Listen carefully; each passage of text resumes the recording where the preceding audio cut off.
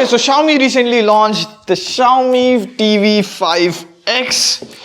It's Xiaomi instead of me, in case you haven't noticed. And all of that plus 4K Dolby Vision, integrated IMDb with patch wall, adaptive brightness, and hands-free Google Assistant for "Okay Google, stop." And that is similar to some other TV like the Realme TV 4K. Well, we bought both of them so that you have to buy only one, and the question that has to be asked is Xiaomi TV 5X the best 4K TV in the market right now? Or more importantly, how much did we spend? Lots. But none of that matter if you subscribe. Almost 70% that watch this channel aren't subscribed to the channel. Why? Please subscribe, stay wiser, and let's go. And for the spec friendly, these are the specs. Of course, both the TVs are 4K in resolution. You have a slightly better CPU on the Mi TV 5X, whereas you get the same 2GB RAM and 16GB of internal storage. Dolby Vision, Dolby Atmos, most of them are same. But you don't watch a video for spec, right? Firstly, you get in the box is the TV, obviously. Next, you get a couple of stands, screws, remote, no cell, of course. Why?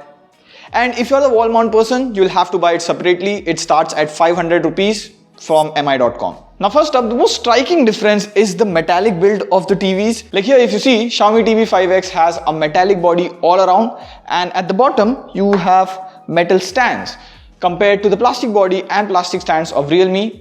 Though I have to say the plastic stands of Realme are very well coated. They almost got me into believing it's metal, but it's plastic. Now these metallic stands might not be of much use to you if you just wall mount the TV, but if you keep it on stands, the metal stands help for durability. Plus the metallic all around body looks cool whether on the shelf or on the wall.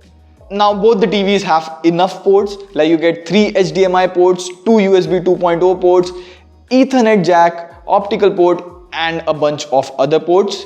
But one smart thing Xiaomi does is, that's why I love Xiaomi. So if you wall mount your TV, your soundbar or set-top box goes below the TV. Now here you have all these ports at the bottom, so that way your wire and cables look neat and go from below the TV. Whereas on Realme, all the ports are at the side.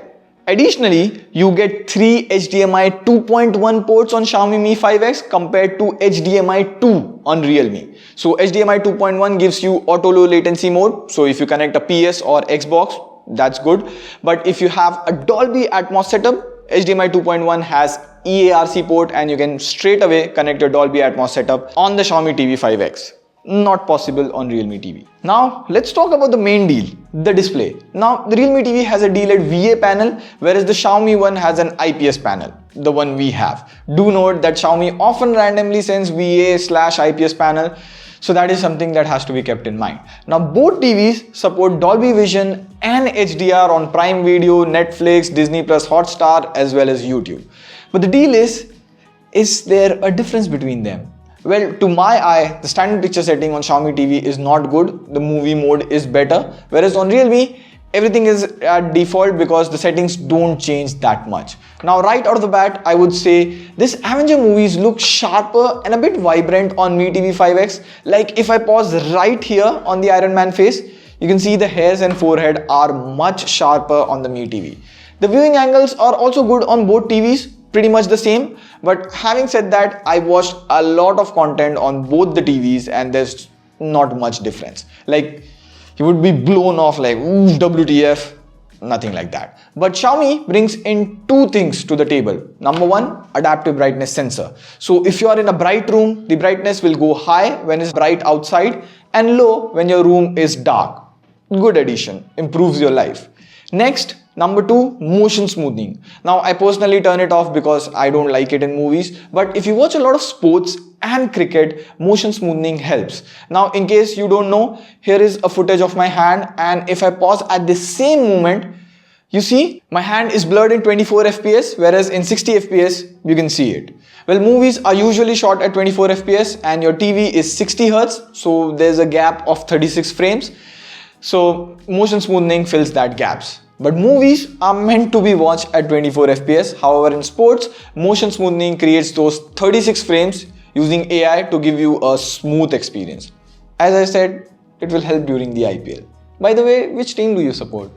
Just curious. So far, we saw Mi TV 5X has better build quality, ports, display, etc. Now let's see how about the speaker. Xiaomi Mi X gives you a 40-watt speaker. Now this is a 55-inch TV. If you take the 43-inch version, that has only 20-watt speaker. Whereas Realme TV gives you a 24-watt speaker. Now I would say Realme always does this smart thing. They put in a 4-speaker unit, 2 10-watt speakers and 2 2-watt tweeters. This way, the dialogue appears clear on the Realme TV. Like this 24-watt and this 40-watt, the dialogue quality is the same. Now, I don't listen to music on my TV, but here's a non-copyright sound sample for you. You be the judge.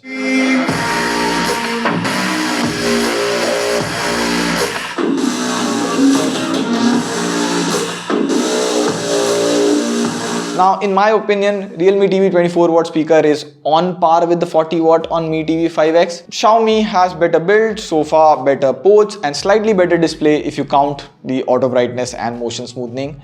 Speakers are on par, I would say. Now, a very important thing in TV reviews which people often miss is the software. See, both TVs come with Android 10 right out of the box. You get Google Play Store, so you can install any Android TV app. But here, the major difference is Xiaomi's patch wall. Surprisingly, it's better than default Android TV. First of all, you get IMDb ratings right on patch wall, so you don't need to Google it separately. Next, it has this universal search, which I really like. So from right here, if I want to watch Hera Fairy, but I don't know which streaming app it is in, so I can just search, I click on it, it takes me to Prime Video. Makes my life easier because I watch a lot of Malayalam movies based on IMDb ratings, and I don't know exactly which app they are in. This universal search helps. Plus, you have Xiaomi's user center. Here you can see all your app subscriptions, search history, etc. And if you have a Xiaomi speaker, bulb or security camera, you can see the footage right here. Plus, you can put it in PIP mode and monitor your kid or whatever you have installed the security cam for. Good one. And now, I'm not saying Realme has bad software. They have a plain Android TV which is okay. You also get a hands-free Google Assistant on both the TVs. And see here, okay Google, play TechWiser on YouTube. It works for YouTube. You can't ask it to play something on Prime or skip on Prime. So both are equal in that case. Both will improve when Google Assistant itself improves. Good job to both of them. Of course, if you're concerned about the privacy part of it, there is a dedicated button at the back of the TV to turn off the microphone. Now, the whole point of the software is Xiaomi has spent 5+ years now on the software, and that shows in patch wall. Now, Xiaomi itself isn't all good. There are occasional glitches and app crashes here and there. We talked to Xiaomi about it and they said it will be fixed in 1 to 2 software updates. So we'll see, you will see. And on this whole experience part, I want to give a wise tip here. Buy TVs based on videos that have the actual TV in their hand. I'm not talking about TechWiser, but any YouTube channel. If it was about specs, you would know 1.07 billion colors on both the TV, panel type, Wi-Fi 5. But how is real life video processing? Or how stable is the Wi-Fi connection? Or how is this whole software user experience? Like, I've seen people buy TV on specs and then they see unknown bugs, bad HDR artifacts and then complain. So I have the TVs, I've shown you the video. Stay wiser, subscribe to TechWiser. And if you have a look at the remote, the Xiaomi remote is kind of minimal with less buttons, whereas you have the YouTube button, HDMI source button and a dedicated mute button on the Realme remote. And on that note, verdict time. Which 4K TV should you buy at 40,000? Well, get the Mi TV 5X for the overall TV experience. It has better build quality, slightly better display with adaptive brightness, motion smoothing and of course, better patch wall UI.